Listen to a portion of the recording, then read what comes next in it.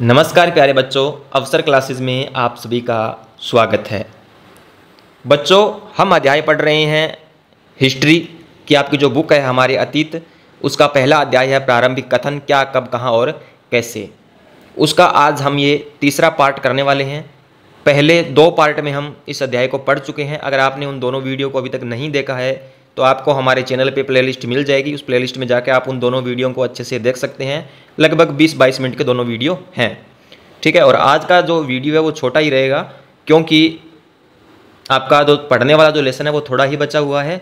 और जब इसका पार्ट 4 आएगा, आज हमारा जो पार्ट ये चल रहा है ये पार्ट 3 है, ठीक है, 3 पार्ट है ये। जब इसका पार्ट 4 आएगा तो चौथे पार्ट के अंदर आपको इसके अभ्यास कार्य है वो करवा दिया जाएगा, तो वहाँ से आप अपना अभ्यास कार्य भी कर पाएंगे। और अगर आपको समझ में आ रहा है, जैसे जैसे मैं समझा रहा हूँ, अगर आपको बातें समझ में आ रही है तो कमेंट करके ज़रूर बताएं कि सर हमें समझ में आ रहा है। तो हम इस सीरीज़ को आगे बढ़ाते चलेंगे, यानी आपकी हिस्ट्री की बुक पूरी कंप्लीट आपको इस चैनल पे देखने को मिल जाएगी।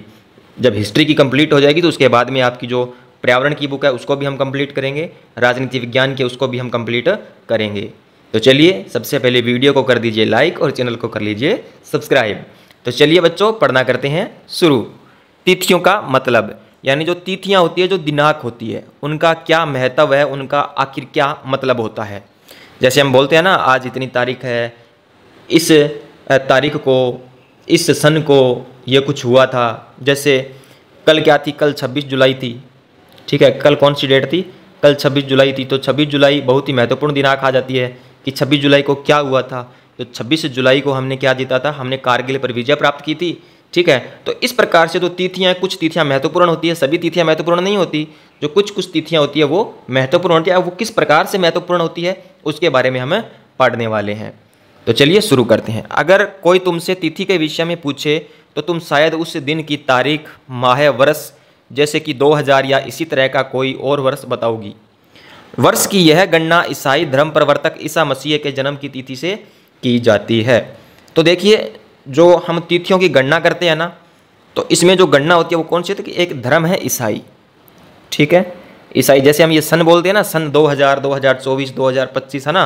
तो इस प्रकार की जो गणना है वो किसके अनुसार की जाती है, यानी ईसाई धर्म के जो प्रवर्तक थे ईसा मसीह है, उनके जन्म तिथि से की जाती है। यानी जब से ईसा मसीह का जन्म हुआ तो ईसा मसीह के जन्म से पहले की तिथियां जो हैं उनको हम ईसवी पूर्व बोलते हैं, और जो बाद की तिथियां हैं उनको हम ईसवी बोलते हैं।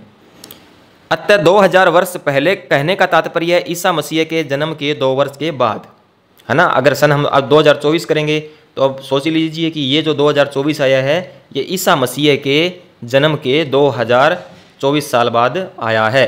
यानी 2024 तभी बोलते हैं, इसलिए हम इसको बोलेंगे ईसवी सन, ठीक है। और अगर मैं बात करूं कि ईसा मसीह के जन्म से जैसे 200 ईस्वी पूर्व, तो ये जो 200 ईस्वी पूर्व डेट है, ये जो दिनांक है, ये ईसा मसीह से जन्म की पहले की दिनांक है। आगे देखिए, ईसा मसीह के जन्म के पूर्व की सभी तिथियां ईसा पूर्व, जैसा कि मैंने आपको पहले बताया अभी कि अगर कोई भी तिथि ईसा मसीह के जन्म से पहले की है तो उसके आगे क्या लगता है, उसके आगे लगता है ईसवी पूर्व, ठीक। और बाद की है तो उसको हम ईसवी बोलते हैं के रूप में जानी जाती है। इस पुस्तक में हम 2000 को अपना आरंभिक बिंदु मानते हुए वर्तमान से पूर्व की तिथियों का उल्लेख करेंगे। आगे देखिए, इतिहास और तिथियां। अब देखिए, यहाँ पर आपको अच्छे से समझ में आएगा और इसको अच्छे से पढ़ लीजिएगा, क्योंकि ये आपके लिए बहुत ही महत्वपूर्ण है। अंग्रेजी में BC, यानी अंग्रेजी में इसको क्या बोलते हैं, BC। हिंदी में ईसवी पूर्व बोलते हैं। का तात्पर्य क्या है, बिफोर क्राइस्ट। यानी BC का अर्थ क्या होता है, BC का अर्थ होता है बच्चों बिफोर क्राइस्ट, यानी ईसा पूर्व होता है। कभी कभी तुम तिथियों से पहले AD, यानी हिंदी में, ठीक है, AD भी लिखते हैं, लिखा पाती हो। यह एनो डोमिनी, यानी AD का मतलब क्या होता है, AD का मतलब होता है एनो डोमिनी, और AD को हिंदी में क्या कहते हैं, ईसवी कहते हैं। अब देखिए, BC का मतलब हो गया यानी ईसा मसीह के जन्म से, यानी जो ईसा मसीह है, ईसा के जन्म से पहले की जो डेट है उसको हम इंग्लिश में BC बोलते हैं, यानी बिफोर क्राइस्ट। और ईसा के जन्म के बाद की जो तिथि है उसे AD बोलते हैं, यानी एनो डोमिनी, जिसको हम हिंदी में ईसवी भी बोलते हैं। नामक 2 लैटिन शब्दों से बना है। इसका तात्पर्य ईसा मसीह के जन्म के वर्ष से है। अब आगे देखिए बच्चों, कभी कभी AD की जगह CE तथा BC की जगह BCE का प्रयोग होता है। CE अक्षरों का प्रयोग कॉमन एरा तथा BCE का बिफोर कॉमन एरा के लिए होता है। हम इन शब्दों का प्रयोग इसलिए करते हैं क्योंकि विश्व के अधिकांश देशों में अब इस कैलेंडर का प्रयोग सामान्य हो गया है। भारत में तिथियों के इस रूप का प्रयोग लगभग 200 वर्ष पूर्व का मतलब होता है पहले से आरंभ हुआ था। तो देखिए दोस्तों, आज हम जो अपने घरों के अंदर जो कैलेंडर रखते हैं ना, वो ईसा मसीह के जन्म पर आधारित होकर उसको बनाया गया है। कभी कभी अंग्रेजी के BP अक्षरों का प्रयोग होता है जिसका तात्पर्य बिफोर प्रेजेंट यानी वर्तमान से पहले। वर्तमान क्या होता है, यानी आज का जो हमारा दिन है वो क्या है, वर्तमान है। हम किस में जी रहे हैं, हम हमेशा वर्तमान में जीते हैं, ना हम भविष्य में जीते हैं, ना हम भूतकाल में जीते हैं। हम बच्चों किस में जीते हैं, हम हमेशा और हमेशा वर्तमान में ही जीते हैं। इसलिए BP का अर्थ क्या होता है, बिफोर प्रेजेंट यानी वर्तमान से पहले। जैसे आज वर्तमान है तो आज से 2 दिन पहले का क्या हो गया, बिफोर प्रेजेंट यानी वर्तमान से पहले का दिन हो गया। तो इसी के साथ बच्चों आपका जो ये चैप्टर है ये कंप्लीट हो चुका है।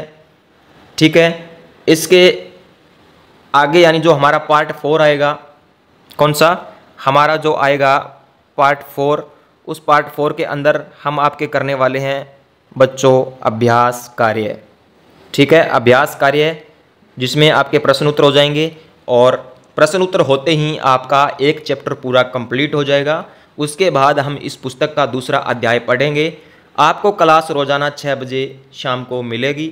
ठीक है, तो आराम से बैठ के निश्चित होकर पढ़िएगा, अच्छे नंबर लेके आइएगा।